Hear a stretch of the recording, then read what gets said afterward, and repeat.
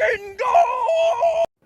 Yeah. Good morning, good evening, good night. Welcome into another edition of NFT Live on the Web3 Network. Thank you for taking time out of your Wednesday to come and hang out with the one, the only Fun Uncle, Gifted.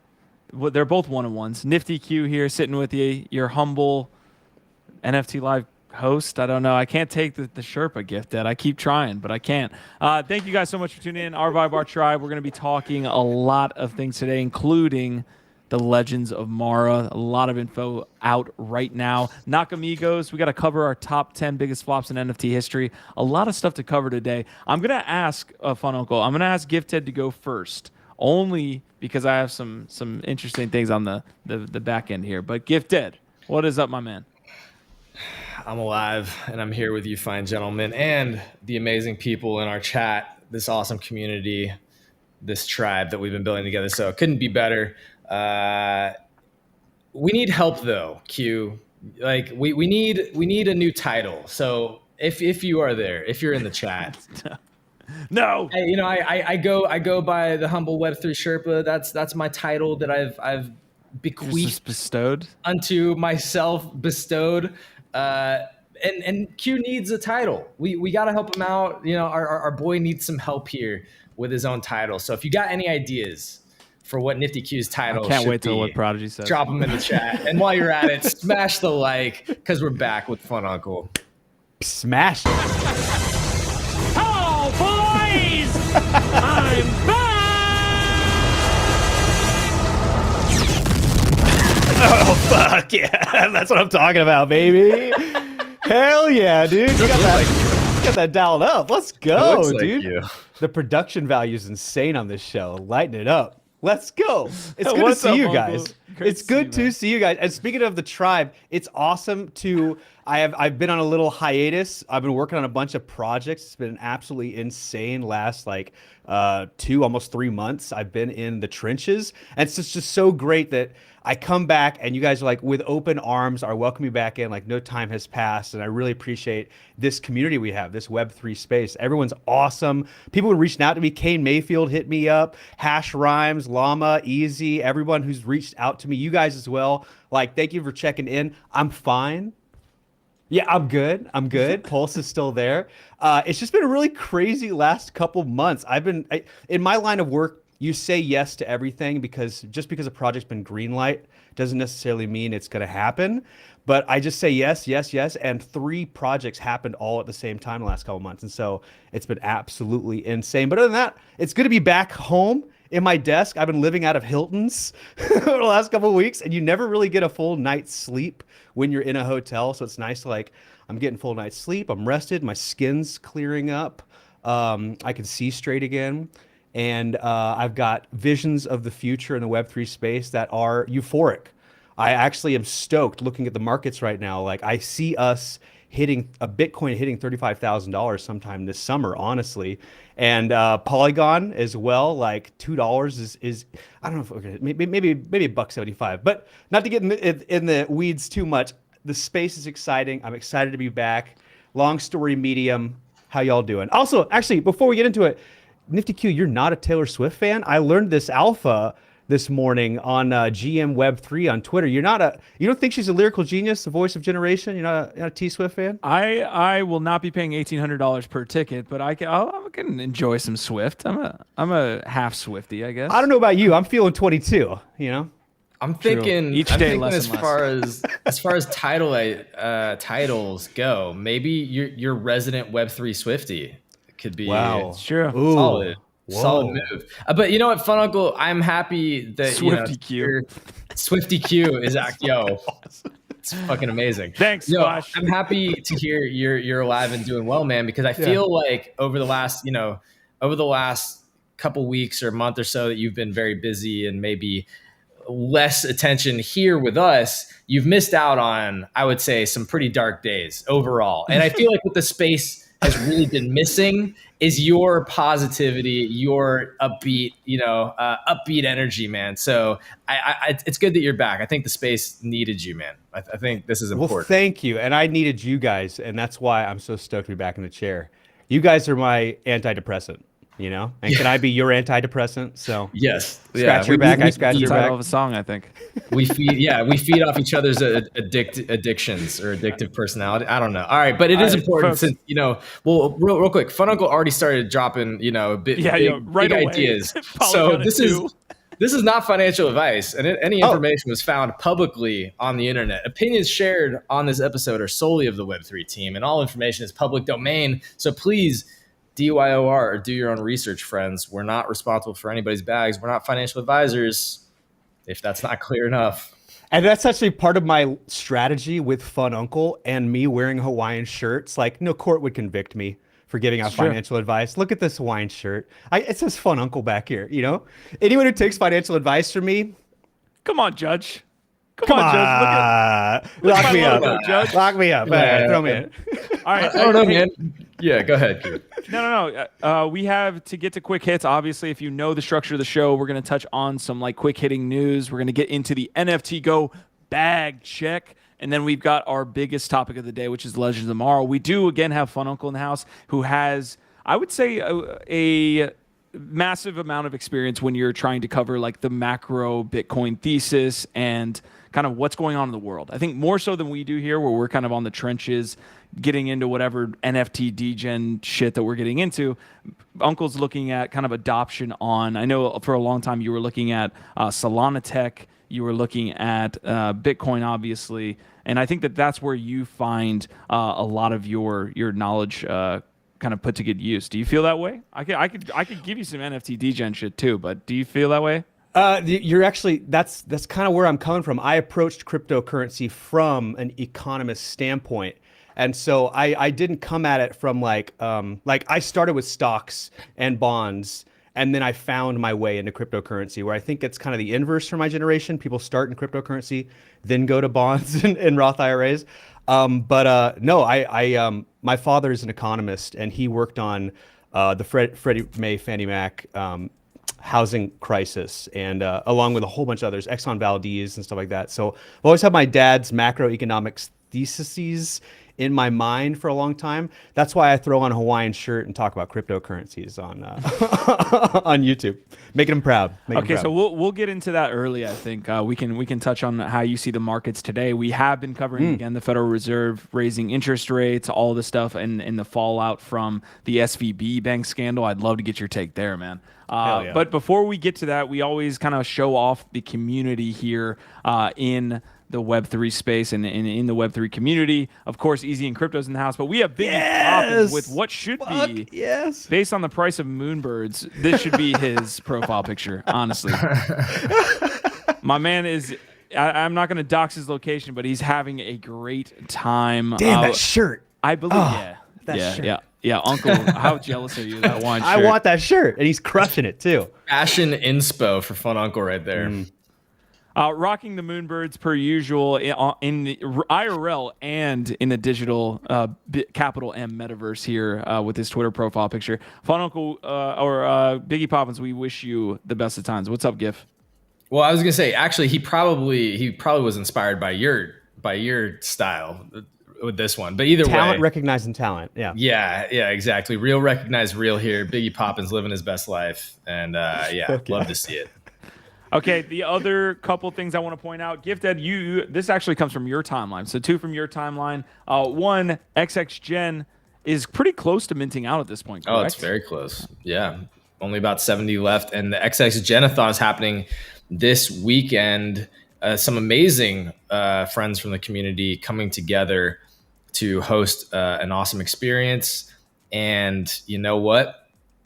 These are the last days of Women's History Month. And if you haven't been, doing anything lately to show some support and love for the awesome women in your life, there's no better time than right now. And XX Genathon could be a great way to do that too. So again, shout out to these amazing people from our community who we love very much, Jess, Mo, Sarah, doing XX Genathon this weekend. And if you can be part of that, I know it would mean a lot to them. And again, would be a great way to round out an awesome Women's History Month. So, I've minted 2 XX Gen so far. I think it's a fantastic project. It's actually really interesting the way that it was all made and the history of it. It's been like 10 plus years, like 10 to 15 years in the making since it was first started. It's actually a really interesting story that, again, I'm sure you could learn more about during the XX Genathon. But I've minted 2 so far. Might want to mint 1 more before it mints out. I don't know. That's pretty cool. The other thing, though, from a quick hits standpoint, that we were looking at that's happening right now. Well, there's 2 things really. There's GABE WEIS FRENS drop open edition that has a buy one get one free for Stoics. That happens tomorrow morning. But right now, Kim Asendorf is live on Artblocks with an auction, and so the price is dropping and they're minting. So actually, if I go look right now, drop those links. Yeah. Hey, while you're doing so, I'm going to give a shout out to the chat real quick. Easy and Crypto came in first, other than Hash Rhymes, who's always first. Like the second that the episode goes live, Hash Rhymes like OVOT immediately. So of course Hash Rhymes is killing it as usual. I mean, I couldn't say enough good things about Hash. Easy and Crypto is second, saying OVOT. Fun Uncle in the house. We got Prodigy, OVOT, Squash Man, DJ Savage, or AKA Discord Junkie, giving us the GM. Hash Rhyme saying Q used to be known as the Godfather of Lad City. Now Swifty Q. Okay. And now, an upgrade, if anything. It's Q a in the lateral purple move. suit is already taken. Q is Swifty Q. And then Easy and Crypto saying Fun Uncle slips away when it got dark. Prodigy saying, bruh, Biggie is living the life we all want to. And Don R, which is a topic that I want to get to here in a second, Fun Uncle is saying, what does your economist father think of crypto? My son is an economist. So some topics we can get to in just a second. Gif, I'll pull up what you have here real quick on the art blocks as well as the GABE WEIS side. And Jessica Utrowski, not only are you getting artwork from a prolific artist, but you're also helping support like one of the strongest voices in the space, not male or female, just like overall one of the best voices in the space. And so really get in on that XX drop. Like Jessica's great. We need to be promoting more artists like that in the space. But instead, DJs are aping into, Nakamigos. Yeah, nefarious stuff, DJs be DJs. Or just farming on Blur for, losing thousands of ETH, just farming on Blur. All right, I did it. I hit Q's trigger word. I said the B word, and it's over. We're done. The episode's done. All right, we do have the start of another topic. So give me a shout out. I got Kim Asendorf as well as GABE WEIS. What's going on? So if you accept all those cookies, just accept the cookies. Yum, you yum, don't yum, have a yum. choice. I reject all. Are you kidding me? Tasty. Are you in Web3 if you accept all cookies? Get out of here. Fuck out of here. That's a sample of cargo. So scroll down just a little bit. There you go. That is it. Oh, it's already down to almost half an ETH, and there's 890 still remaining. So not that many people were minting. There was only like a handful that were minted close to 3 ETH where they started, and the price has already dropped. So this is very exciting for me. It means maybe there's a chance. Maybe there's a chance that I could get in. I doubt it because my max threshold for pain for minting right now is very low.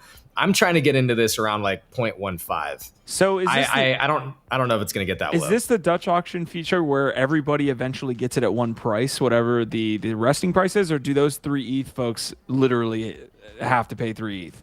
So I think they pay what they pay here. I don't think this is the special Dutch auction, but if I didn't see that on the page either. So if anybody can confirm how Artblocks works, does everybody get it at the final resting price, or do you pay what you pay? I think it's you pay what you pay. Oh wait, here you go. Go for it. Because I thought it was the other way. Like whenever you bid it up, you're basically just securing a spot because there's so many people that want to get in. Yeah. So any excess posted funds are reclaimable once the auction reaches a settling price. It is. So, all right, so there you go. Folks kind of just bidding, saying, hey, I got the 3 just in case. I want to get my spot. I'll reclaim that later. All right, there you go. So everybody does end up paying the same price, so it is fair in that regard. Again, I really want to get in on this. I am a Kim Asendorf fan. And yeah, Jiwa has been bringing Kim's work to us since we started talking about Tezos. There's a bunch of cool Kim work on Tezos. And yeah, one of the most innovative artists right now creating in the generative art space. And this is where they're kind of starting to blow up, getting this first big art blocks collection out there. I'm very bullish on this NFA. And I don't know. Okay, we got the Gabe WEIS piece to pull up as well. That is minting right now. Tomorrow. Can I? Oh, tomorrow. Can I make a confession? Please. Ooh. I don't have any art blocks. Not a single one. Well, do you have any like Taylor Swift posters? I have more Taylor Swift posters. I have about the same as I do art blocks. Let's just put it. Yeah, those. Just hold on to those. Those will age well. Okay, Yeah. sounds good. Mm-hmm. Yeah. Well, the tickets are aging pretty well. All right, what's going on with Friends by Gabe WEIS? Yeah, so this is tomorrow morning. This is going to be kicking off right at the beginning of GM Web3, 8 a.m. Pacific, I believe, tomorrow. You can go set a reminder. It's an open edition, and it runs for 2 days. It looks like 2 days open edition. The mint price is about $35, so it translates to about 35 USD. And for every single one minted, if you have a Stoic, you can get one free. So for every one minted, you can buy one, get one free if you have a matching Stoic. So I'm going to at least get one or two of these. I could get up to 4 free if I minted 4 because I got 4 Stoics still. So I don't know. We love Gabe. He's been an OG friend of the castle, and yeah, for any of the Stoics out there, it's good to know. It's also, again, It's just awesome seeing friends in the community getting platformed, getting these awesome opportunities, on OpenSea. So. Okay, so we do have to touch on Utes and Polygon. For all extensive purposes, it's gone fantastic. It's a really cool example of cross-chain, this interoperable world that we're talking about. It's fascinating and it's going super well. Frank DeGods is pulling off a really, really good coup here, and is a great marketer, to be honest. I mean, he's playing this like a fiddle. But we want to talk, while we're still here in like these quick hits portions, I want to talk about the original project to move from Ethereum to Polygon, or to do this move to Polygon, which is Gotchi and Aavegotchi. And Gifted, you posted about some Gotchi updates here as well. You're like getting heavily into that ecosystem, which I love to see. Is there any quick update here with Gotchi Gang? I'm just barely scratching the surface, honestly, on how deep it seems like this ecosystem is. Because all I've really done so far is bridged some Ghost token, started buying up some Ghost token. I got a small bag, not a lot, and then I've got 3 Gotchis. I started buying some Gotchis and I put them into a vault, the Gotchi vault, where I guess there's people that will do there's like daily maintenance tasks like petting your Gotchis. I don't even fully understand all of that yet, but apparently if you put them into the Gotchi vault, they'll like help you do a bunch of that stuff. So you're farming. So like I'm barely getting into it and scratching the surface, because there's a game, there's a bunch of other mechanics. That's part of what's so cool. But there's several reasons that I am very excited about Aavegotchi. It's the technical capabilities that they've already got and that their team's capable of. The fact that Polygon from the protocol like level is supporting them as the CryptoPunks of Polygon, one of the first like OG NFT projects. The community, again, they got to come out and do their first big event at our Web3 Denver events, and they showed up, man. Like their community is really awesome. They're so interested in educating, onboarding, and like love Aavegotchi so much. That's definitely to me it's all very bullish, like everything I've been learning about it. So now I have 3 Gotchis, and I don't know, maybe I'll get a 4th. Let me know what you think in the chat. Should I get another Gotchi? All right, we had NFT Live earlier yesterday, obviously, at 1 p.m. Eastern. We're here every day at that time. We had the top 10 biggest flops in NFT history. This is what we came up with on the 30 minutes we spent on this topic. We didn't actually rank them, okay? So we actually just put them together. I think we probably want to kind of work on this over time, but this is what we came up with. We had Art Gobblers, Fame Lady Squad, Bottom Bomb Squad, Frenzies, Super Yeti, Akutars, Pixelmon, GameStop, Jeevils, Game of Thrones, Mechaverse, and Coinbase NFT Marketplace. Again, we haven't got to any point where we're kind of ranking these, but I do want to get your guys' comments on what we put together. So what you're going to do is come on over here to the tweet on Twitter. I'm dropping it here in the chat. You guys go over there, you leave a comment on a project that either it did not make the list. Any comment that you want to have on this, I need you to drop it in the replies, and I will get you handy dandy ape coin, so $25 worth. And Knox, check your wallet because you did get that ape coin. Again, I'm a 7-day guy on these giveaways. Don't expect the ape coin to instantly appear as you win. It's a next 7 day. Yeah. It's an average 7 days. So some have even gone longer. But I need to hear your guys' comments. So I did drop on the chat again where you'll go in the replies. Leave your biggest flop, whether we missed one, whether one shouldn't be on there. I think Andy James this morning on the GM Web3 morning show was saying Game of Thrones shouldn't have made the list. I thought that was an interesting take, because to me that felt like it definitely had a flop moment, but maybe not. Let us know what you think. Does Game of Thrones? Yeah. And better question is, what defines the scale of a flop? Like, what's a 1 flop and what's a 10 flop? I would assume that a 10 flop is like the biggest tree falling hard. Like something they put the most money into that fell the hardest kind of thing. And then maybe the most embarrassing, the most career ruining kind of thing. What would you guys say is the defining moments? I think me and GIF we're kind of making our way through this. I think Coinbase NFT Marketplace, in my opinion, is probably the biggest flop in NFT history. Was like this. This huge rollout. They had a Super Bowl ad in 2021. I believe they had a Super Bowl ad. They were going to take over. It was going to be this next leg up for the NFT space, and some days it got like hundreds of dollars of volume. They had a stage at VCon. They simultaneously were very invested in this thing and also not at all invested in enough or in the right ways. Like, I just don't think they had the team or the support or the actual product vision. Anyway, I agree that one might be at the top. And I think Fununcle, the way that you're thinking of it in terms of like the biggest tree that has the biggest, the hardest fall, it's like, I've been literally thinking of it like a belly flop competition. Like, it's like, like how high are the expectations? How high is the diving how big's the splash or the pedestal that you get hyped up to this high level, going up to the top, and then you just jump down and you just fucking like face plant, like, and then the biggest splash, that moment, that oof. Fuck yeah. Hell yeah. Hey, I gotta get to some of these comments. I do have another one to put up here. We got Mike Erlinson coming through saying Hape could be on here. I think Hape Prime, although it's been more of like a slow and steady burn with them. I'll put them up here just for the ranking in the future, but I think that's a relatively good one. What's going on with DeFi apes? If anybody knows, Nifty Q, I was like tagging you. Apparently, there's a bunch of new stuff happening around Machi and DeFi apes, and so if anybody's got the alpha or the updates or the insights on what's going on with DeFi apes, let us know in the chat, because I just saw some stuff popping off on Twitter and I'm not sure all the details. Also, if you know anybody that knows the Gutter Cat Gang, Gift was the one that was calling Gutter Cat Gang a flop yesterday. So don't bring that toxicity. I said, whoa. I did not say. I can get you his Twitter profile too. It's my Twitter profile is NFTYQ. Swifty Q. Tweet at me. It's actually Thanks, right Squash. here. Do you see that is my Squash? This right here is actually my Twitter handle. If you want to tweet at me.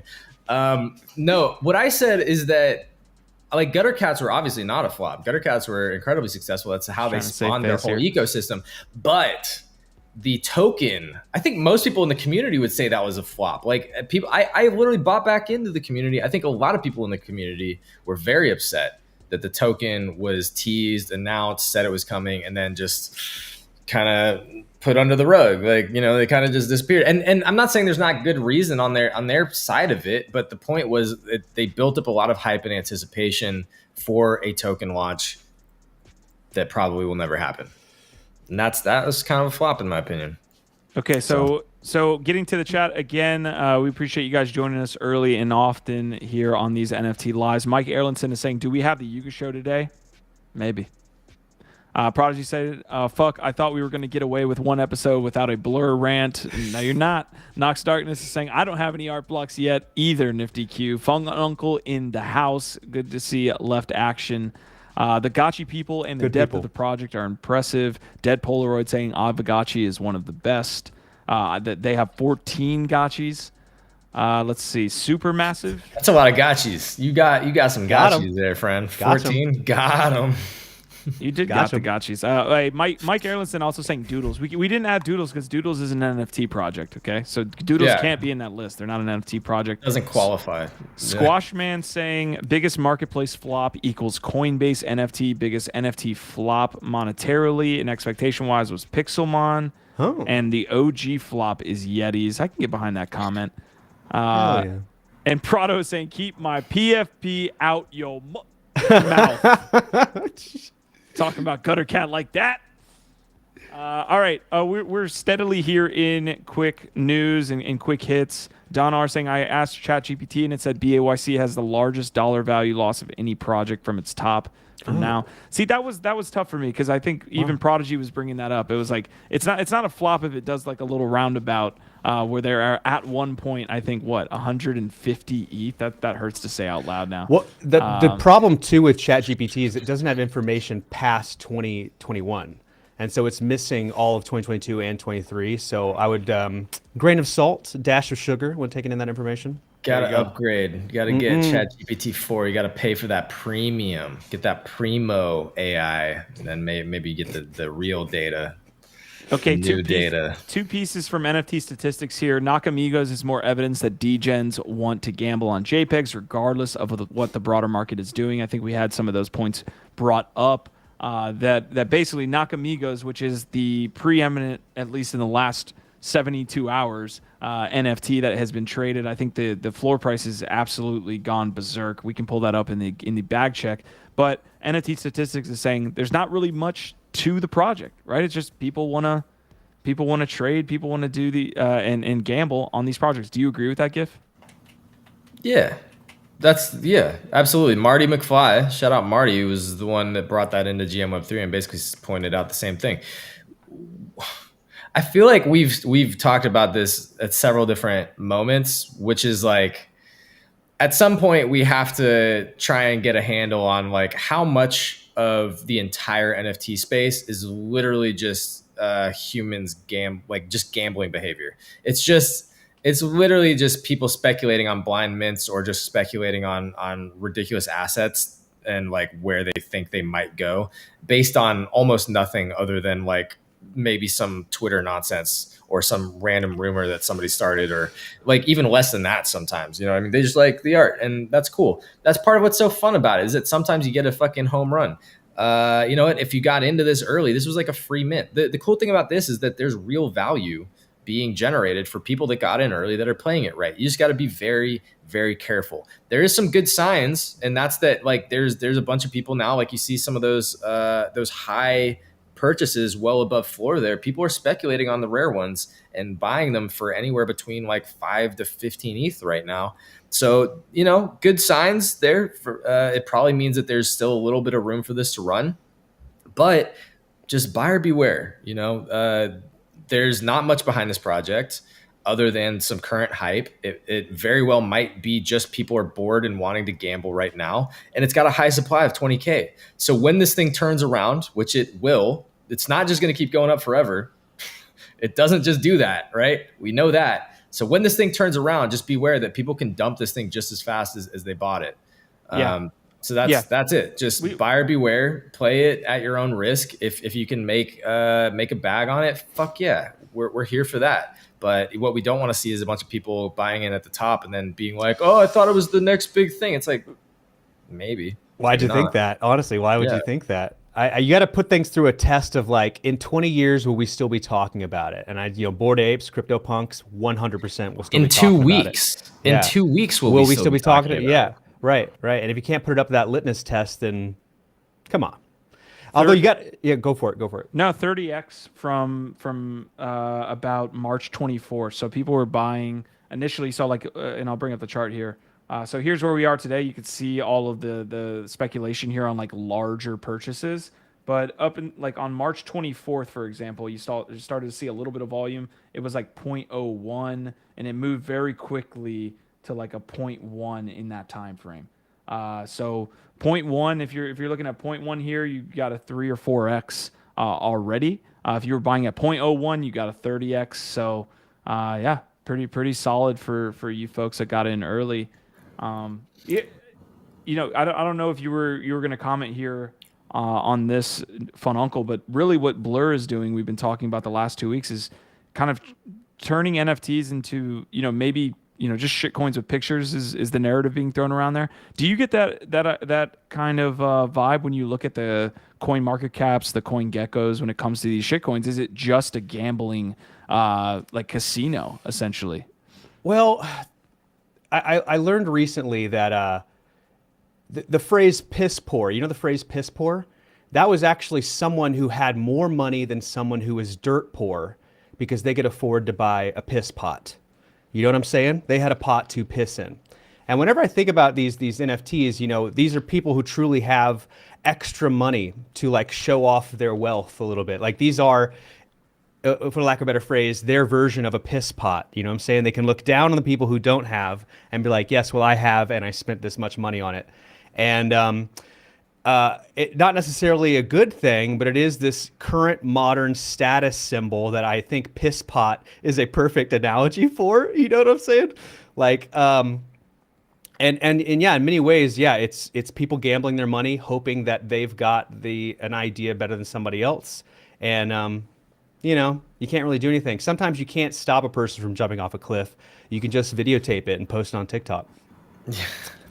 Yeah, I think that's all really interesting points there. And the status symbol aspect of like, and the sort of the nature of how we operate in the big M metaverse and our digital lives, of everything being focused on short-term trends, like what's trending today, what's hot today, and people wanting to feel like they're just riding the newest wave and jumping from wave to wave to wave, constantly feeling like they're relevant and interesting because they've got the newest thing that's popping off today. Like that's all part of it too, right? That I think is infused into our sort of just our nature to want to gamble, like any of those gambling idiosyncrasies that are hardwired into the DNA of our humanity. It's preying on that. Plus you've got this digital trend, mechanism where you see the chart and you're just like, oh shit. Yeah. Now everybody's got a PFP. Oh fuck. I gotta get a piss pot. I need a piss pot. Oh my God, you've got a piss pot?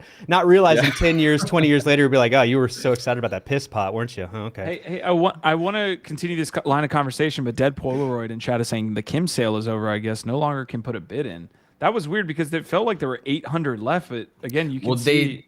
They hit a level, right, when they hit that tipping point. So what was the final price? What does it say? The resting price is 0.1, but then wouldn't it show algorithmic addition of 1,000? So is it already on OpenSea? Maybe that's the place to go look now. Okay. Let's just find art blocks on OpenSea.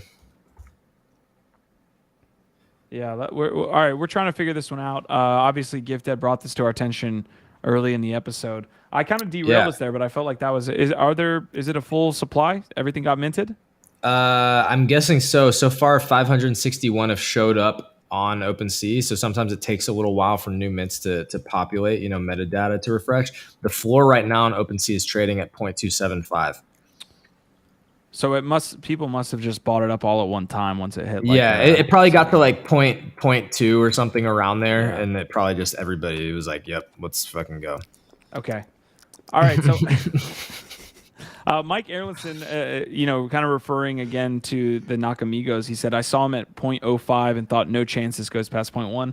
Usually that's how it works. Yep. Usually that is how it works. Let's see. I think it was 0.25, Squashman is saying. So it looks like we did have that go live here on the show. So congrats to Kim on that being minted out. NFT statistics, again, important to realize with Blur, they were not going to stop incentives. So we got the announcement that they're going to increase, I think, the current distribution of airdrops and the current details around that for another month. I think he's saying they just extended double points by a month. The bidding would have just continued with single incentives. We have Blur airdrops until 2027. So that's going to be a 4-year release schedule for the community. So this is not going to kind of go away anytime soon. If anything, this community portion gets larger and larger. Although, again, that's like total supply. So it's just continuing At which point they could probably even like, this is how this is going to go. They're going to get to about 2026 or early 27, and they're going to have a governance vote that says, hey, we're going to continue this we're going to buy back a bunch of Blur tokens, and we're going to continue until 2030. And that is what you'll see here on NFT Live when we're all old men in 2026. If we make it through World War III. That's true. That is assuming that we're not like in a bunker somewhere, which we could still probably host NFT Live from there. So true. On the 6G network. You want to know a really interesting feeling that is like it's the exact same thing as when you used to like put on an old ski jacket or an old coat that you hadn't worn in a long time, and you reached into the pocket and you found some money or something that you stashed there. That's dope. The new feeling is when all of a sudden you find a wallet and there's some token in there that's worth that you forgot. You just forgot it was there. Because I literally, while I was sitting here, I just found out I have a bunch of Avalanche in a wallet that I didn't know about that's actually worth something. Wow, dude. Like I literally just got blessed here. I was like, where do I find liquidity to buy this cargo on secondary? Can we do a giveaway? An Avalanche giveaway. Now we got it. 24 hours. We're all winning. Now I got to figure out how do I even bridge Avalanche back to, oh God.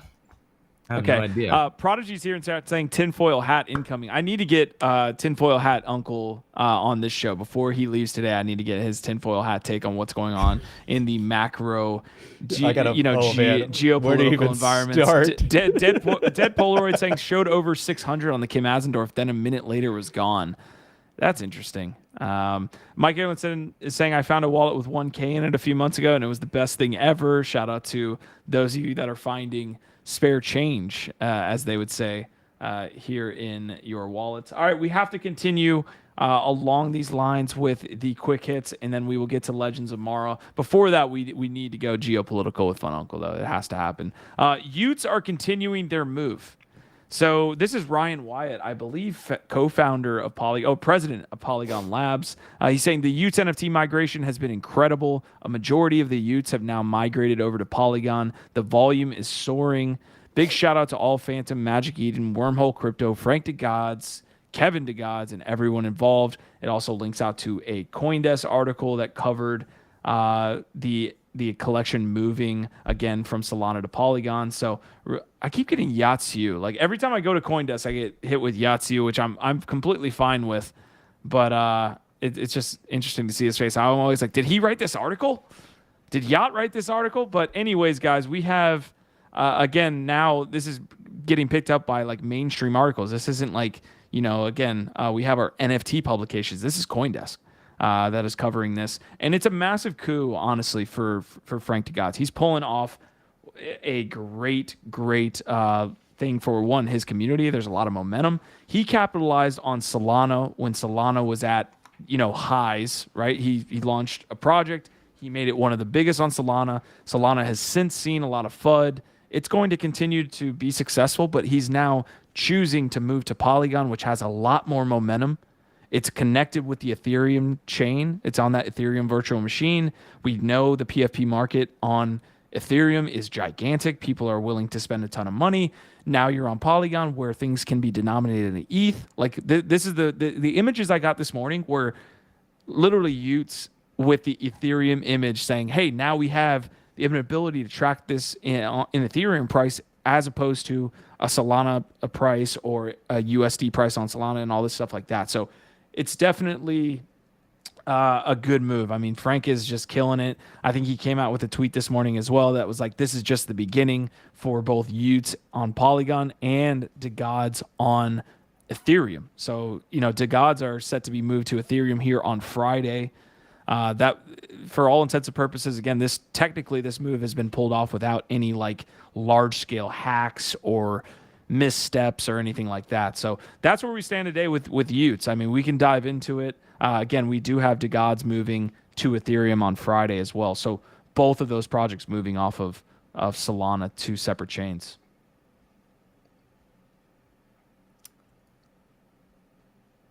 Hell Word. yeah. Word. Uncle, do you like, since I guess I'll phrase a question. Uncle, do you like this like move into an interoperable kind of NFT projects moving from chain to chain? Does that interest you, or is it kind of like a nothing burger? It's like, hey, like they're going to be just fine as a NFT collection. They still are. In order to truly get mass adoption, we will need some kind of ability to jump chain for chain, because people keep coming into the market from their own place, whether it's Ethereum or, Kane's on Bitcoin. He makes NFTs on Bitcoin. I didn't even know you could do that until I met Kay Mayfield. And so everyone's coming in from their own chain. And so we need some kind of hub or meta wallet that will allow the kind of, gasless transfer from chain to chain. And so that is a necessary evil. In the same way I can go on a www.com or www.gov, or .org or something like that through the same browser. I don't need separate browsers in order to do so. We're going to need the same kind of integration with cryptocurrencies and NFTs and blockchain technologies, which we currently don't have. And we're making it so complicated. I just had a friend send USDT on the Tron network to Coinbase, and they were sending me all these messages like, where's my money? And I'm like, you just made one of the biggest, maybe like the fundamental mistake everyone makes in the crypto space, that like there's just not enough education to stop them from making that mistake. And I think if we had a system in place where it accepted all versions of USDT and was able to correct the mistake for you so that money wasn't lost forever, that's when we'll see mass adoption. It's just necessary. We're really going to need that to happen. Gifted, are you done moving your funds around? Do you have any takes for us on NFT Live today? Muted. You're muted. All right, he's done. I literally just added Avalanche Network, the RPC, to the MetaMask, and I'm about to swap it using MetaMask. So I can get Cargo. So I think I figured it out. I'm making progress over here. Is that money gonna run away? Can we wait till after the show? Or well, the Cargo art blocks. Y'all know how art blocks goes. There's only 1,000 of these things, so gotcha. It might run. And also, who knows? Maybe now that I just I just reached into my pocket and found some tokens that I forgot about. Who knows? Maybe I'm going to be buying up Nakamigos at half an ETH. I doubt it. No, hell yeah. Hey, this is great education, dude. What are you doing? Give us some more deets on what you're doing. This is all sound like French to me. Well, so I literally didn't know that I had a bunch of AVAX stashed in my MetaMask wallet because I didn't have the Avalanche network added into my MetaMask. And then OpenSea now, a cool new feature that I hadn't seen on OpenSea, where it has the wallet drop down, it will actually tell you, you can click see other tokens. So it will show you all of the tokens in that wallet, even if you're not connected to those networks. So literally OpenSea is the one that just told me, hey, by the way, you got a bunch of Avalanche in this wallet, but that doesn't mean that I could access it. So then I had to go add the Avalanche network to the MetaMask, go through that process. Damn, it's almost like MetaMask should tell you something about that. Right. You're right. MetaMask should. Great point, Q. I mean, but is this your blur moment, Q? Are you going to go on a MetaMask tirade?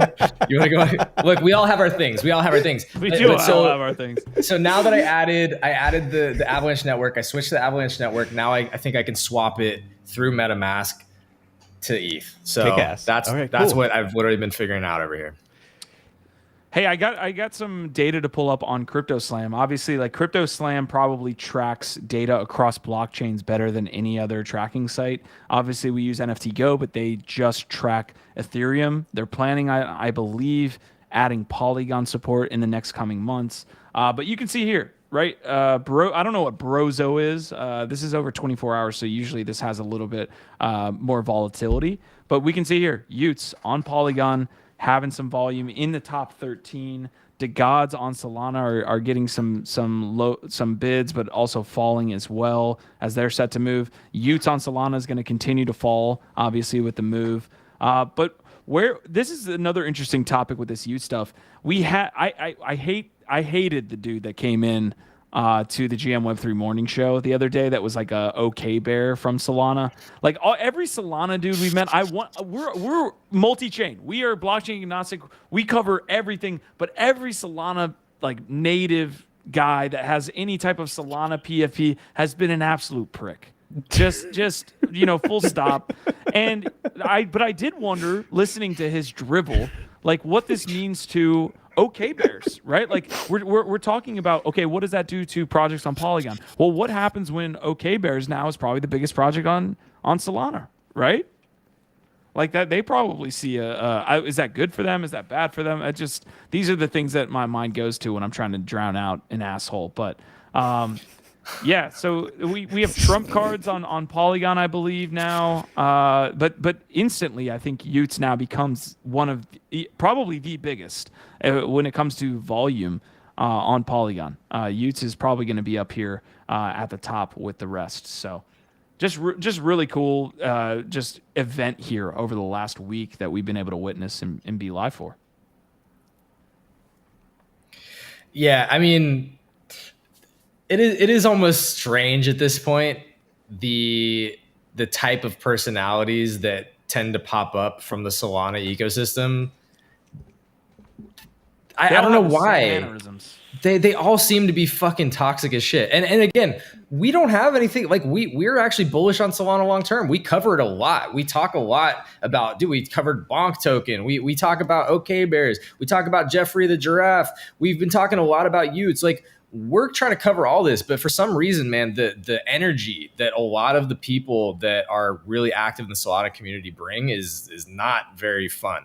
And yeah, we literally had the cocaine bear experience on GM Web3 the other day. Yeah, look, there's a big case study here happening with this move. And part of it, to your point, is what happens to Solana and that whole ecosystem in the void that is left by their biggest collections and creator basically leaving the chain. What happens to Magic Eden? They're obviously working to still try and keep as much of that price action and volume on their side. Oh, they're trying to get Bitcoin as well. They're trying to expand other chains because I think even Magic Eden knows that Solana is not it for NFT art. And but do other collections use the same rails that are being built? Do this wormhole move? Do they try and copy the success of the Utes and of the gods with this big move? Or do they see the opportunity to say, hey, because there is the other side of this token, and a lot of Solana people have been like, fuck this, like, it's dumb. You're basically abandoning your original community. Like, why would you, a lot of people just don't like the idea of moving chains and this whole cross-chain idea. So maybe some people can use that, use that sort of like other side of the pendulum, that whiplash, or the sentiment that is not cool with people leaving, use that to establish themselves as the new leaders in the Solana NFT ecosystem. Yeah, some projects will probably figure out how to spin that up and do that well. And maybe there will be some new leaders that show up in the Solana ecosystem. Hopefully they're not like that cocaine bear, but we'll see. Mike Erlandson is saying it's because one of the biggest Solana YouTubers is straight up like that. Prodigy saying, you heard it here first. If you're a Soul Max EQ hates you, make sure you click that. Don R saying everyone on Solana is suffering from severe PTSD. I think Asmodai had probably, like, as far as a sum up of what's happening with this event, it's great for swap cross chains. Like, it's just great for swaps. Like, the ability for this to go off without a hitch. Now we can, safely say that another project could go with Wormhole Crypto, and we could get some more movement cross chains. Whether that's good for you, I don't know. Because again, maybe we see more of this as Polygon kind of takes off. Because where Frank has situated the Utes, as opposed to maybe the gods on Ethereum, the Utes are now the biggest project on Polygon. That's fucking cool. To be able to move to a chain that maybe has a little bit more momentum and be the number one on that chain is an absolute, masterclass of trying to get your project set up in the right way. The gods, when they move to Ethereum, is not going to be that way. I'll be interested to see, them moving is not going to have the same effect from I think overall, what's the word I'm trying to use? Like, discoverability, kind of like just for the brand.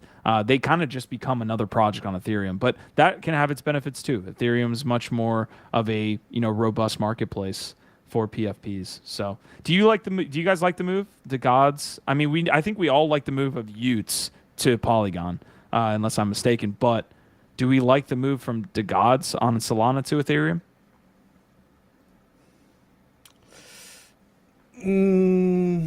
they should have gone to Polygon, honestly, is my first response. Well, here's why I disagree, because I think part of what Frank is doing really well, not just the marketing of it, but part of that is the sort of the value hierarchy and the structure of the ecosystem and the collections that he's got, right? Because he's basically using BTC and the ordinal gods as like, these are the highest end, again, like the museum, these are the Monet, the Picasso, the Basquiat, the Mona Lisa, like the 500 or whatever BTC ordinals, they are positioning as like, these are the end all be all most valuable.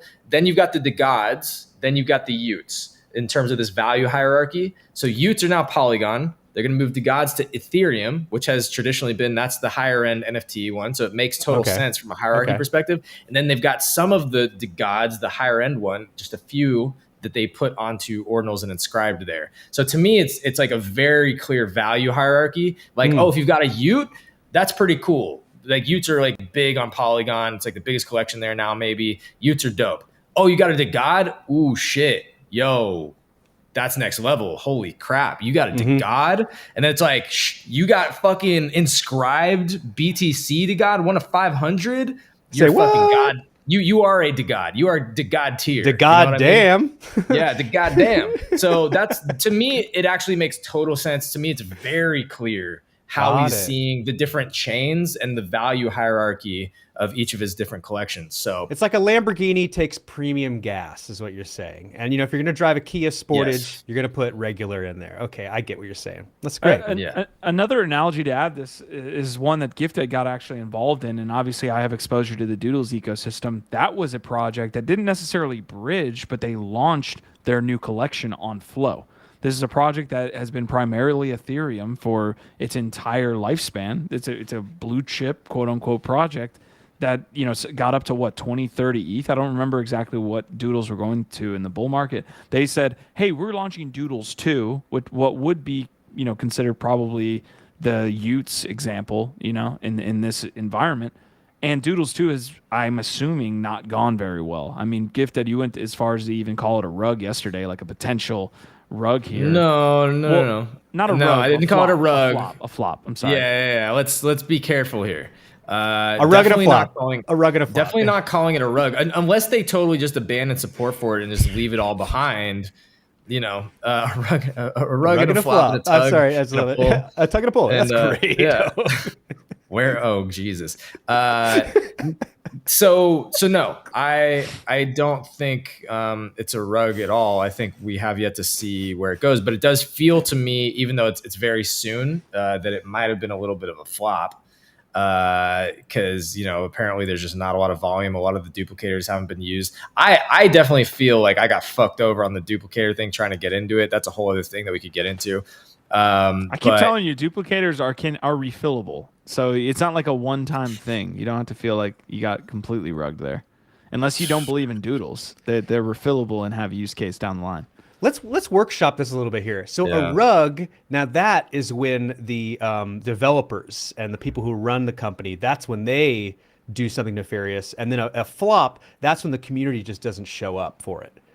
Was like the community driven is a flop, and a rug is developer driven. Would that be a good way to make the two distinctions? I think it's fair. The rug the rug definition is better than the flop in that example. Yeah. Okay. Go ahead, Gif.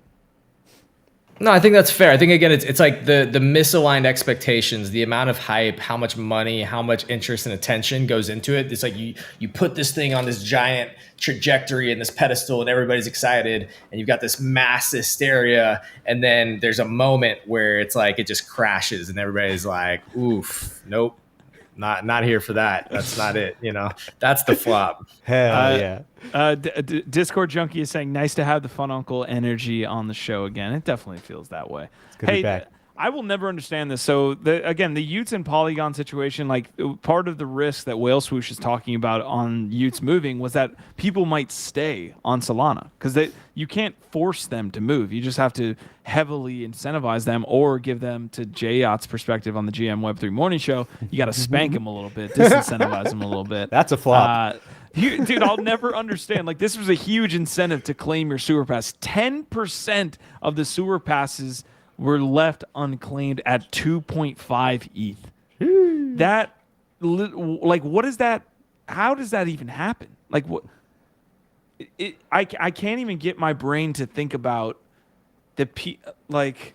Well, it's just in the same way that GIF just found a whole bunch of AVAX, you know? Some guy's just like, now which Burberry coat did I put that ledger wallet? Is it in the Boscoche right now? Or? I guess.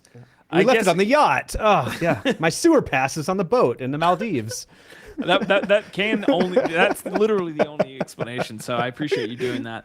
All right, I think we're good with the Utes to Gods. We'll continue to follow it. To Gods again is bridging on Friday, so we'll see if that goes out without a hitch. Star Atlas is being called out in the chat. Star Atlas is a flop. Prodigy is saying, I'd give them a little bit more time. They put out some releases for essentially their hangars where you can like kind of go into your ship. So they're building a beautiful, I guess, simulator where you can go in and participate with your ships and all these different things. But yeah, the game is nowhere near to completion, and they did have a lot of hype. And on that note, actually, is an idea I'm having right now is all of the best projects. Synergy Land is one that comes to mind. I don't want to. I'm using the wrong words, but like there are a lot of projects that like have a lot of promise behind them that are just delaying. Instead of releasing right now, they're like, hey, let's just hold back, keep developing. Star Atlases, you're making another point there. They've got some more developments in the background. And so it gives me this distinction that like the projects that are going to have a meaningful, haul in the crypto space are working right now. And the ones that are cash grabs are trying to drop as soon as they possibly can and get people in during the reddest days of the market. Is that a fair kind of distinction or thesis I'm making there? Look, I think it's fair. When I got into the space in 2016, in 2017, the best thing that I could have done at the time was just buy Ethereum and sit on it. Unless I hit on every altcoin play, which unless you have a time machine, you're not going to hit on all of them. So, but it was also the most boring. It was also the most boring play was to say all this shit's happening, all these 100xers are happening. Why not just sit on Ethereum when it was at $50 and wait till it gets to $1,600 or $6,000 to whatever it got to? And that is going to happen in this market too. It's kind of boring to talk about Polygon at this point. Other than the announcements that they have, it's boring to just say, "Hey, I'm going to buy Matic here," and just wait 2 years and wait. It's a little bit boring to even right now buy ETH. It is compared to like slaying Nakamigos and trying to like figure out, hey, how do I make this 30xer? So that's my answer to that question, Uncle. But slinging Nakamigos, hell yeah, that's a track. You have there? I mean, I get what you're saying. I disagree. I actually think talking about Polygon has been one of the exciting things to watch over the last year, and talking about all the development. Matic. Yeah, I'm talking specifically about buying Matic. Yeah, it's not as exciting. Any ERC20 is not going to be as exciting as a Nakamigo. I mean, did you see that pixel art? Say what? Did you see that? Did you see all the shades? The way they use different colors of white and brown. Yeah, I can't sleep at night thinking about it. Yeah, Expo, y'all faded RFox because they didn't have the flashy ads open beta here for their metaverse. I had the RFox founder on the channel multiple times, so gonna put up a hard disagree with that. Let's move on to the NFT GO Bag Check here. We're like an hour into the episode, so want to make sure that we get to that. So NFT GO Bag Check, we've got it. Thank you, Gifted, for always coming through on the bag check. Do it again. No, I can do it. I'm on the barometer here. It looks like we pumped up a little bit on Gifted's tweets, to Donar's point. So 24 to 25 overnight. 30 days profit losses are pretty bad still. Blue chip index has been rising a little bit here over the last 7 days. Against USD, I think that looks pretty good as well. So we're having a couple days of nice action here. If we zoom out to 30 days, we're still pretty low on that trough here. You want to try the 3 months and have max pain? You can do it. 1 year, you want to go really max pain? We can Let's continue go. to try it. Let's Hurt go. me. Awesome. Yeah, there you go. I heard you. I heard you there, fun uncle. Market cap and volume, 7 days. Ethereum looks pretty choppy. Some spikes here. Some spikes here on USD as well. Holders and traders continuously going up. And then collections. Let's go to volume over the last 24 hours. It's going to be Other Deeds, Wrapped CryptoPunks, Nakamigos, Bored Ape Yacht Club, Mutant Apes, Heavy Metal, Moonbirds, Azuki, Bored Apes, and CryptoPunks. And then over the last 7 days, that looks about the same, except I believe Doodles is making the list here on the last 7 days, and then Clonex and Pudgy Penguins. So that is a look at the market sentiment. I think we covered OpenSea and Blur yesterday. No need to beat a dead horse there. Okay, Uncle, before we get to Legends of Mara here, or Gift, did you have something to show? Did you collect? Did you do a little collecting while we were live? I mean, Ooh. you know how it goes. Oh, shit. I was able to overhear, not only reach into a random coat jacket, discover some tokens that were long forgotten ago, figure out how to move them off of Avalanche and my MetaMask wallet, convert them on Coinbase, get them back over to MetaMask, and then buy a cargo on the secondary. So let me see if I can open this up. That's an extreme sport you just did there, man. That's true. Yeah, no That's shit. an Olympic game. But this Gold is medal. Cargo number 641 by Kim Asendorf. I have a new art blocks, and I got it for about 0.3 ETH. So I got in around 0.3, which is that's not much worse than I was hoping to get in around like 0.15, 0.2. So I got one for 0.3 on secondary, and I'm pretty excited about it right now. Gift Dead. Uh-oh. Yeah, no shit. The IRS police. On that bridge tax. Oh, shit. Yeah, they literally are. So usually there's a way that you can actually open these like full screen and see them reactive. I don't know if there's Right there. It's right there.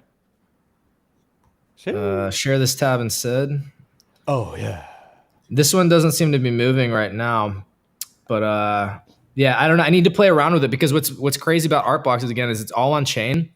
And these are algorithmic. And so there's like pixel sorting and different things happening. So I get to play with this now and actually try and learn how it works.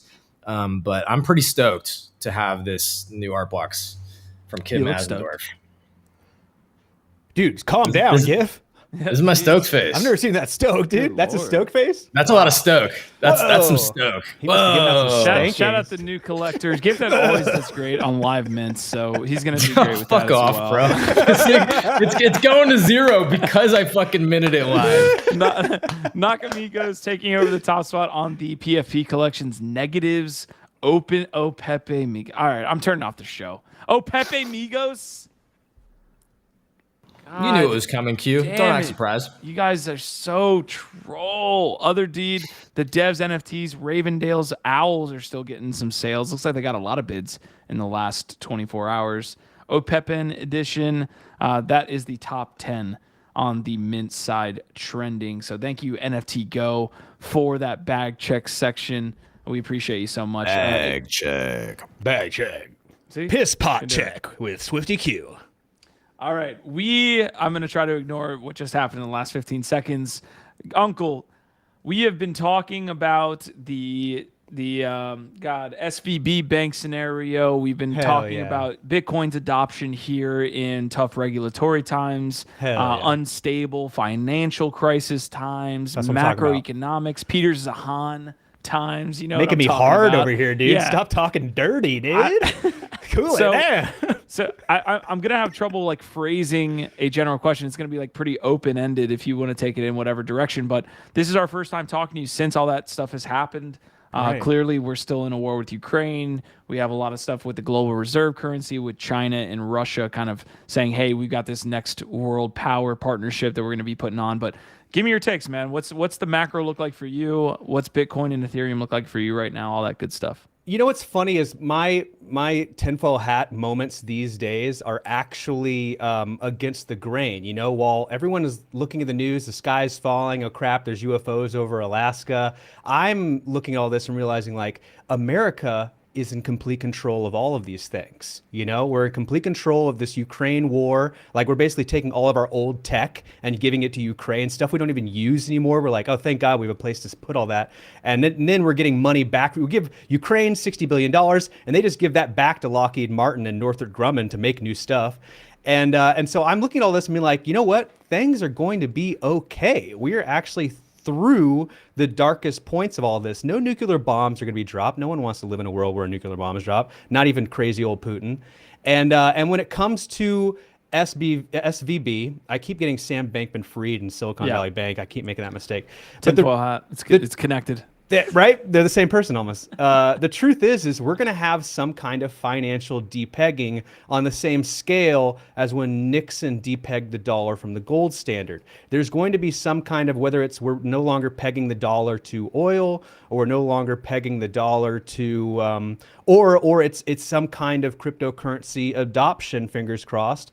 But there will be a fundamental change in how we view our money. And that's going to come like in the next couple of years. It has to, honestly. The people who crunch the numbers are going to do some special kind of gymnastics in order to make the dollar seem more valuable than it really is compared to international markets. And that really is the game here, is like, we don't have to worry about how much the dollar is in America. We have to worry about how much the dollar is worth versus Venezuela or Japan or China. And when it comes to just raw resources, America is in the best position possible. Back to Peter Zinhan, or Zoltan, what's his name? Peter Zahan. Genius guy. He explains it way better than I ever could. But he talks about how, like, we just are in a better position than China is because we have more resources and more food. That's the most important thing, is we are an exporter of food, not an importer of food. And so when the shit hits the fan, America is going to come out in a better position than the world powers will. As much as we're afraid of China and a potential war with them and a war with Russia, all we got to do is just turn off the lights for a couple months and the cream will rise to the top. But really, honestly, I have not been this optimistic about the financial markets in a really long time. We've been waiting for the shoe to drop. We've been in this like perpetual bull market in the United States for way too long, and we were due for a correction. Too bad it had to come, you know, with a pandemic attached to it. But I also, another tinfoil hat getting put it back on, I think America manufactured this virus so that we could scapegoat the economy collapse underneath it. And so I also think 9/11 was an inside job, you know, but that's a conversation for the time. You gotta warn me before you do that, Uncle. We're just gonna get banned from YouTube. God damn it. If you're gonna say 9/11's an inside job on this show, you gotta warn me pre-show, please. Oh, okay. Here's a disclaimer. I'm going to say it every show from now on. That's going to be like, fun Uncle, 9/11 was an inside job. It's my new name. Okay, a Discord junkie saying, read up on Operation Sandman, where all countries are going to dump the USD together. Post said 2 weeks till it kicks in. Yeah. Look. Yeah. That sounds like the Mayan calendar right there. This is the year. This is the apocalypse. This is the year that we get the world ending. And then when it happens and the day comes and the world is still here, everyone kind of just slinks off back to their holes and decides on another date. So if you're telling me USD is going to be completely destabilized here in the next 2 weeks and it happens, you are my new guru. Okay, Discord junkie. Prodigy's agreeing with you, by the way, Uncle. I found out some interesting things about, like, sorry, I'm kind of going. Oh, yeah, well, you are. Yeah, you want to pull that? You want to pull that up real quick? I'm okay if you want to pull that up. Real quick. I actually, no. Go ahead. I kind of want to stay in this convo and not about Gift Ed's like extravaganzas that's happening on his wallets right now. But go ahead. So, on a relevant tangent to everything that's been going on and like the doom and gloom of the whole world and the markets and, you know, people making outside bets on the destruction of America and our whole economic system and infrastructure failing on us, I found out some interesting things about is it Balaji? Yeah. So what I didn't know was the context of his history. Yeah. Apparently, he has, even though America made him fabulously rich and influential, he's been betting on the demise of America for a long time. Like, this is not new. Like, he would benefit from it. He's been literally putting his money and betting on America being like going under, like failing, all these cataclysmic, catastrophic events happening, because he makes money off of it. But this is literally something that he's been preaching and saying is going to happen for like the last 10 to 15 years. So it's helpful context to know that when this guy comes out and says, hey, it's, like makes a PR stunt that I'll bet $1 million in the next 90 days. It's like, because literally if he can catastrophize this into a self-fulfilling prophecy and help drive these crazy market swings, he's actually going to end up making money because of all the Bitcoin that he owns. You know what I mean? So it's like, true. He's thinking this through. I don't know how much he believes in it and how much of it is a PR stunt, but at least knowing the context that this guy has literally been, again, despite America making his life, he's been betting against America for a long time. Well, okay, so Balaji is like one of those Naval Ravikant. I'm missing the other dude. God damn it, I'm completely blanking on his name. But these guys are like heavily digital sovereign based. Like they are not about any nation. You know what I mean? They are very much a sovereign individual.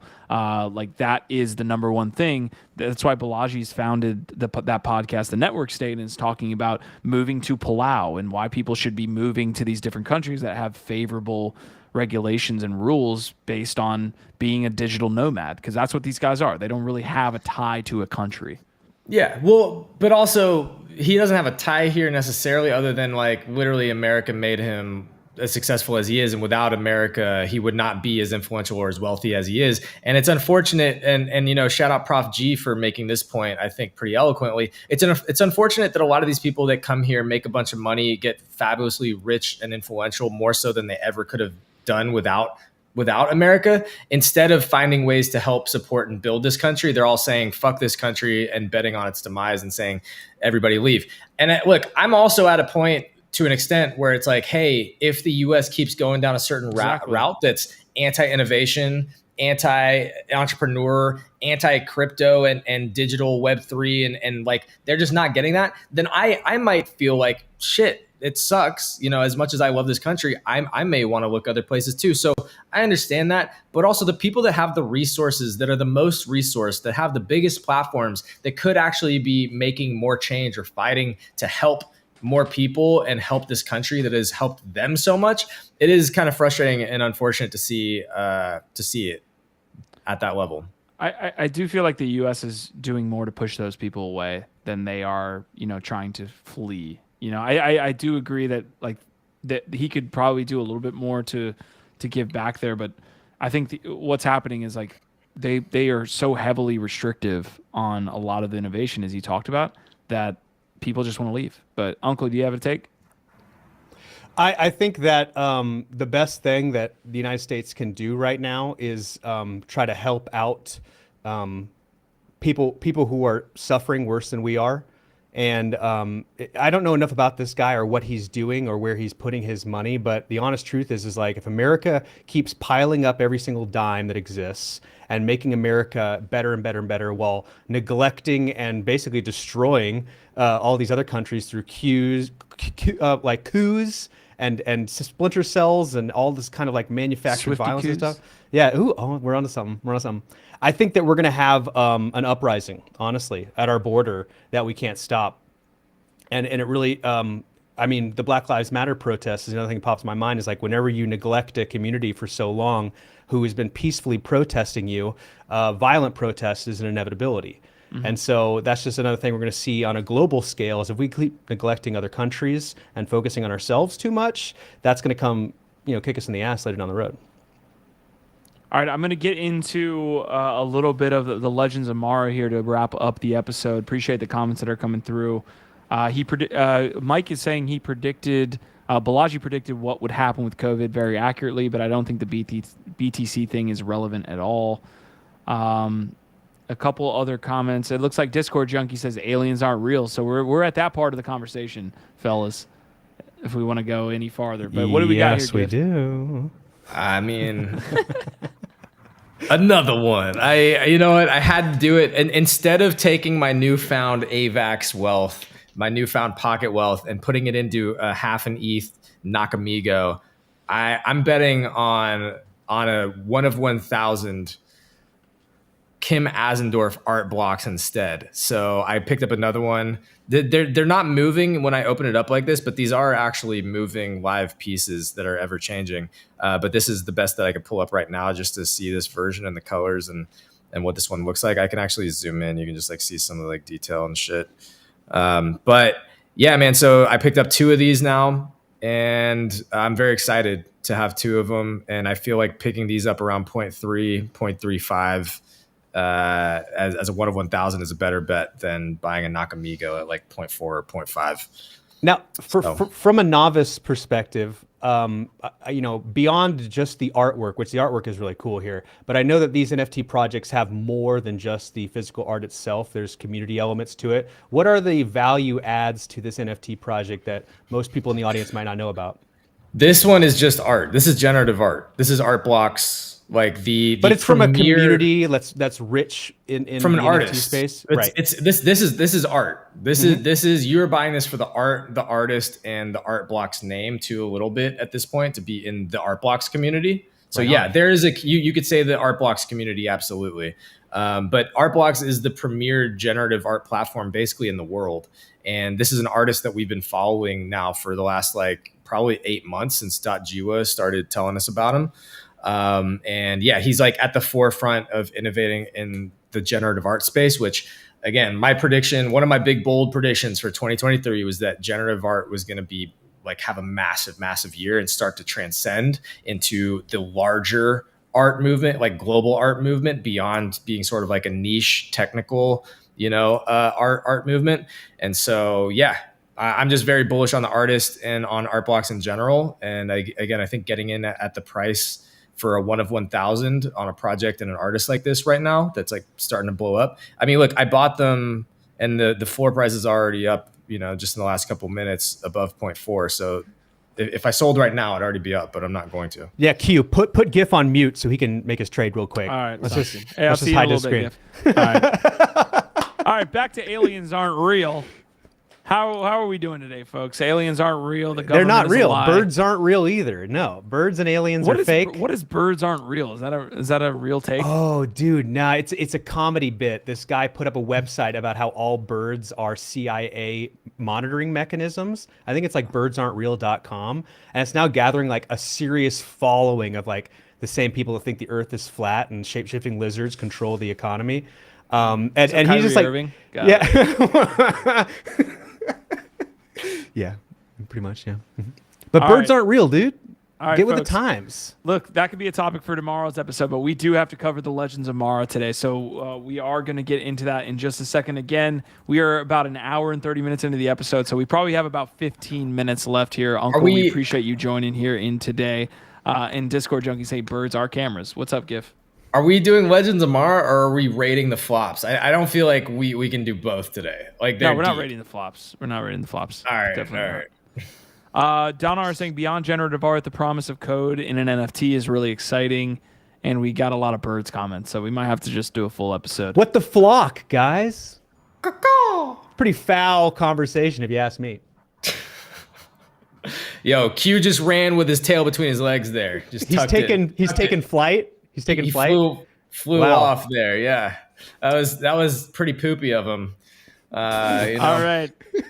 Introducing the Legends of Mara. My God. We have nice transition. An immersive 2D experience and game that the Otherside basically dropped on us, right? It was Monday, I believe, that after the Otherside trip. Do you guys like that? You guys are cheesing from ear to ear at that transition. Yeah, that was great. All right, so we got the Otherside trip. The second trip happened this weekend. We covered the Legends of Mara release on a couple of the last episodes as well, but we wanted to really give it a highlight here and kind of dig in, because what happens is these announcements come out and Yuga does nothing to explain what's happening. They did a pretty good job here. Don't get me wrong. There's a lot of details, but we also have the community that kind of digs in and is like, hey, these are the little tidbits of information that you need when it comes to, trying to, maximize what you need to get. TLDR here, you should have bought a Coda. That's what I basically got from that. That was another Ethereum. It's kind of a boring play to say I need to buy a coda, but we got a lot of information related to codas. Gif, you look like you wanted to say something for the last 5 minutes. What's up? Yeah, I just want to say, y'all, give Q some flocking love over there in the chat because he's just winging it over here. All right, he is. Like he's dipping his beak in and getting it wet, and like just give him some love. Taking flight. Give him some flocking love, y'all. He's killing it with these segues. The bird lingo needs to stop on the remainder of the episode. He's hanging guys. out on a line here, guys. Okay. He's really out there. He's out there on a ledge as well, so it's never going to stop. All right, Arafim, nice to see you here. And Donar saying this show, I'd love if you win a couple hours. So nice to have the uncle here. We appreciate it. All right, let's dive in. We covered the Legends of Mara again, like I said on NFT Live. Also, this morning's GM Web3 was dedicated a little bit to the Legends of Mara.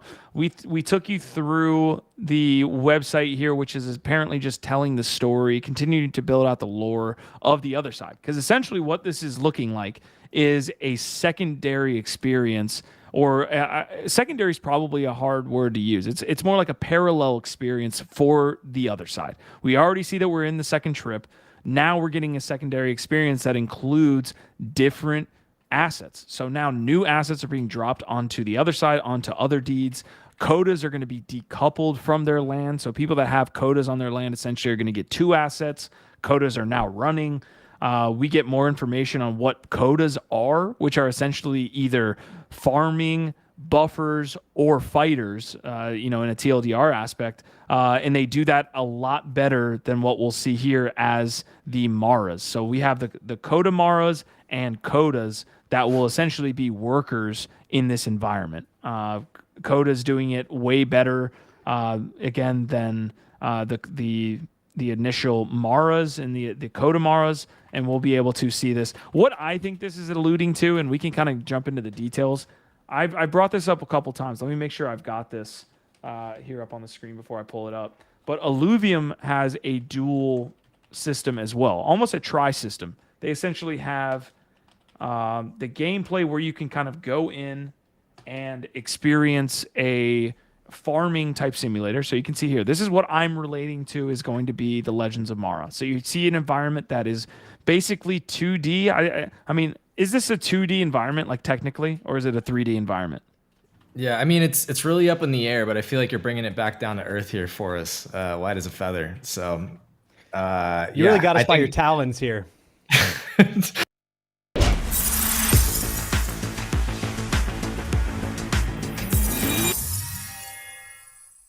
Oh my god, that's awesome.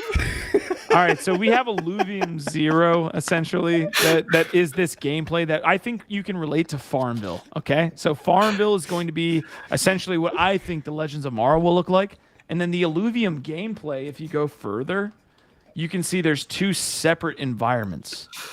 So I agree. We have the environment here where you're kind of like auto-battling, and you also have the environment where the girl is running around in an open world. So let's see if... I hope we're not too much of a burden on you, bud. Yeah, I mean, we have been really kind of pecking around the point here, but I feel like this metaphor, this comparison that you're making is great. Like, I actually think that I'm not familiar with Illuvium. It's birds of a feather. Yeah, it's birds of a feather right here, and I'm feeling as light as a feather with the way that you're explaining all this. But no, I really, whoa, throwing the bird like that, wow, wow, bud. Hey, whoa, yeah. You're a bunch of quacks. No, like I think this is a great example of how you can have within the same world. Within the same world, you can have multiple different experiences that are all like contributing different parts of the narrative and the overall story, but also like fulfill different needs, different mechanics. And like you could see this potentially like as some kind of 2D mini game that people are really drawn to and they like that. So maybe they spend more time there. They have more fun. They're better at that. Maybe their characters or whatever, they just are better at those mechanics. And so they have more fun there and they don't want to spend all day in like a 3D metaverse. Or then you've got the whole big 3D other side world where you can go and do other things too, but they feed into each other in interesting ways. And I think that interplay and the bigger world building that's happening here is what's really, really fascinating to me. I think this is a necessary step for all projects, is just continually innovating. Do not be stuck on your laurels. Don't be a one-hit wonder. And I think that's what Yuga's doing here. They're brilliantly like, let's keep innovating. Let's keep creating. Let's not focus on one project. Let's bring more value to the broader community. And I think we're going to need to see more of that from projects. Funko always bringing the bird's eye view. It's true. 10,000 foot view from the bird's perspective there. Listen, a little bit of a mockingbird. You're a comedian. Is this good? Am I doing good?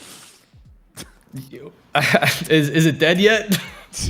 Clearly not. Birds aren't real, guys. Discord Junkie said GIF sounds like a bit like an ostrich. I don't know what that's referring to. We've taken over the chat, baby.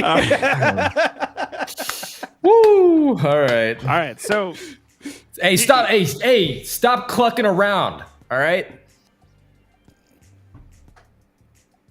Or you can get the cluck out. I'm just gonna be silent until this dies on its own. Dude. With Fun Uncle here. I feel like we could keep this going. It's hard to swallow. That's a type of bird, right? Is it? Am I doing good? Am I doing good? Okay, we have to stay on track. Prodigy saying, Speaking of, where's Mike Finch? We haven't seen him. We haven't seen Mike Finch in a while. Birds. Where's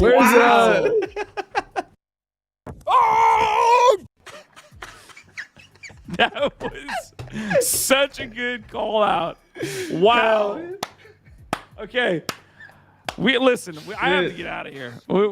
We need to cover Legends of Mara. Okay? I'm gonna watch this episode like a hawk later. Oof. Here's getting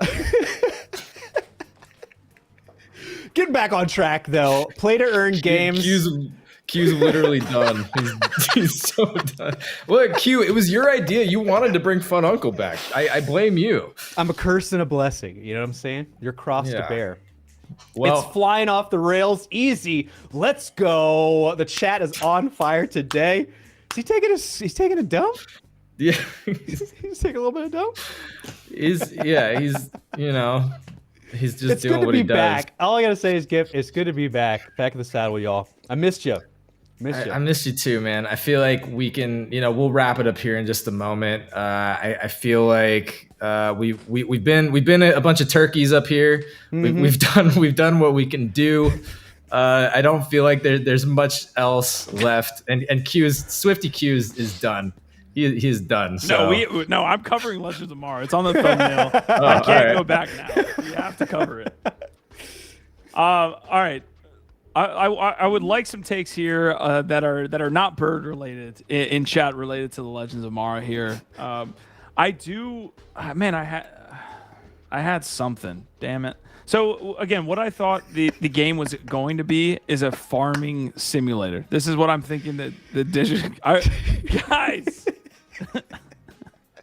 I love how you had lost your train of thought too. Of course I did. I stood up. I had to leave. I thought it'd be over. You had to leave the nest for a minute and then you lost it. So what can a Coda do? Codas are the primary keepers of the other side. They have the natural ability to hunt, enchant, and farm, and at far greater power levels than Maras or Coda Maras. So we saw the Coda Maras here. They're essentially going to evolve into what looks like different Pokemon at this point. So you can use your vessels and you can actually evolve these Mara into different Coda Maras. Based on a couple different things. So I'm going to read this off. Seasonal Catalyst. When a Mara ingests a Seasonal Catalyst, it evolves into a Coda Mara that takes on traits possessed by the Catalyst. Nearly all Catalysts possess traits that belong to one or another of the season's constellations. Only the most uncommon kind of Catalyst, the Hybrid Catalyst, possess the traits that belong to two. Let me read that one more time. Only the most uncommon kind of Catalyst, the Hybrid Catalyst, possess traits that belong to two. So, Gif, is this a random drop? Like the so I think that the vessels. I mean, look, we don't know all the details here, so we're just going to put together what we can. Every single other deed will receive a vessel. I believe the vessel type will be one of three, and that'll be random as far as I can tell. So each other deed will have a vessel, and that'll be totally random. I think though, so your Mara will depend on that type of vessel. So if you get a hunter vessel, you'll get a hunter Mara, you'll get a farmer Mara, or one of the three. And so that's totally random. But then where it evolves from there, I think there's some mechanics and some different evolutionary trajectories. And there's these things called the seasonal catalysts, how you earn seasonal catalysts, how you get those, what the different types are. I don't think we fully understand that yet. I think people that have quotas are going to get some kind of advantages coming in here. But the point is that even if it's random, however it happens, the most rare catalysts are these hybrid catalysts that can infuse multiple traits into your Mara. And I think that's how you get a Coda Mara or something. Or maybe you just get a Coda Mara from okay. Mara ingest a seasonal catalyst. I'm just wondering how do we get the seasonal catalyst? So Mara evolution is tied to celestial coordinate system, the Otherside Zodiac instead of the Zodiac, of course. That's probably going to be part of the game. If I had to guess, there's a 2D game, right? I'm guessing that's what the game's about, is getting the catalyst and evolving your Maras into different ways. But yeah, and then part of it is going to, I think, have to do with the sediment fragments and what kind of stuff you're farming or able to do with your Mara as well. That'll probably affect your evolutionary trajectory.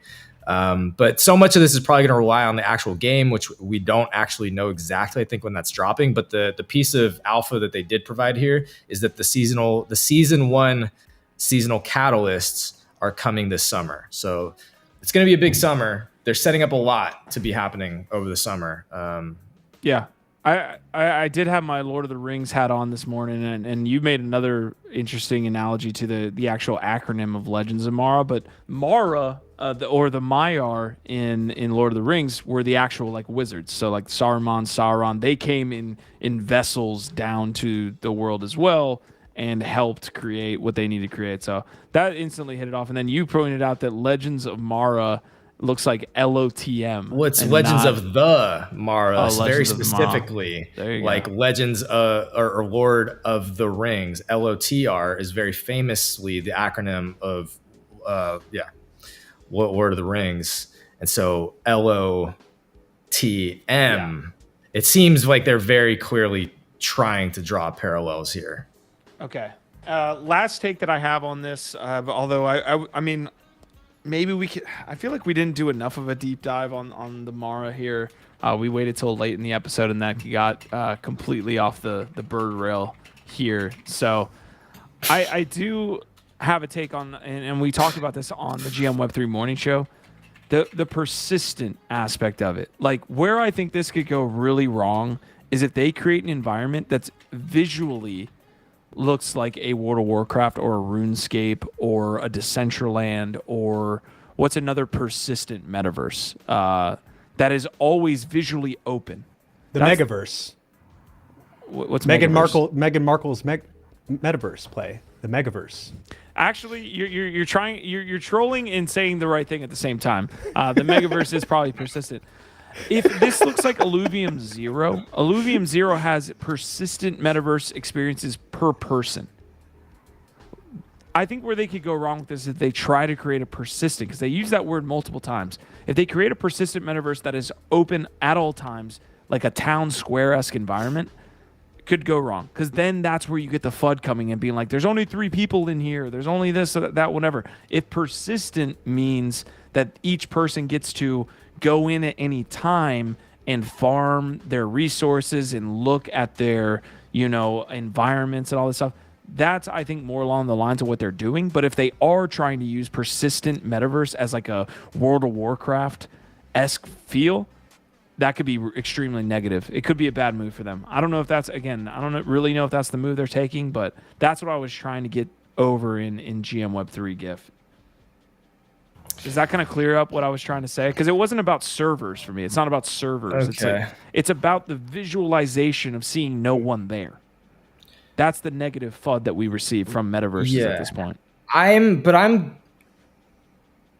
guessing that they're very aware of that problem with metaverses, and I don't think what they're trying to do with this game is create an open world metaverse. Like, the other side is the open world metaverse. I don't think they're creating another open world metaverse here. That's where persistent is important, because like Rocket League isn't a persistent game. You have to, it has to click right now. World of Warcraft is a persistent metaverse. It always exists. You hop in to a metaverse that is always live. Whereas the challenge here is what you're imagining, or how we're thinking about the word persistent. So I understand that there's like different interpretations of what persistent means. To me, it just means that game, this side quest, this mission, this mechanic to do this thing with the Maras is always there. That's all it means to me. But I'm thinking of this more like a Dookie Dash. I'm not thinking about this like an open world. Yeah, that's the thing. I again, we're all guessing, right? Like they all they said is that it will be a persistent 2D strategy game. So strategy adds a little bit to that. It's not gonna if it's a strategy game. Yeah. Well, the first thing that comes to mind is Destiny. Have you all played the video game Destiny before? Where it's a first-person shooter, but there's also these kind of town squares where you can interact with other players. Persistent. That's a persistent metaverse, and those go over really poorly in Web3 because what ends up happening is no one's there. And then you're like, where? It's like Decentraland. You walk through Decentraland right now. It's persistent. I don't think this is going to depend on there being a whole bunch of people packed in there. I just don't see it that way. I don't think so either. But when I saw the word persistent, that's what a persistent metaverse is. But you're adding in metaverse. This is a persistent 2D game. It's not a persistent metaverse.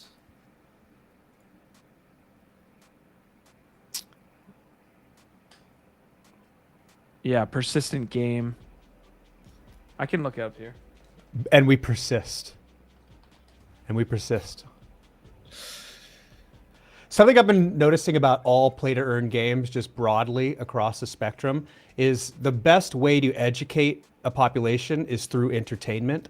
And so the best way to adopt people into the Web3 space has been in the last couple months through play-to-earn games. And because it's a great mechanism for educating the population on the mechanics of Web3 cryptocurrencies and NFTs.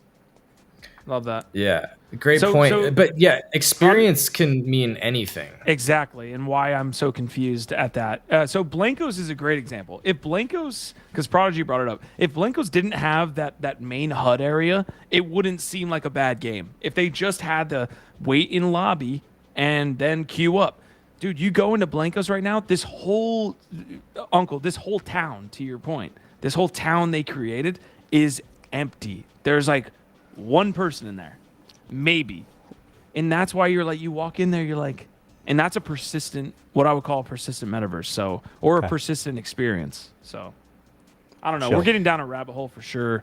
I think it isn't going to be that way to Gift's point. I think they know that, and they'll create a persistent experience that isn't related to like a town square environment.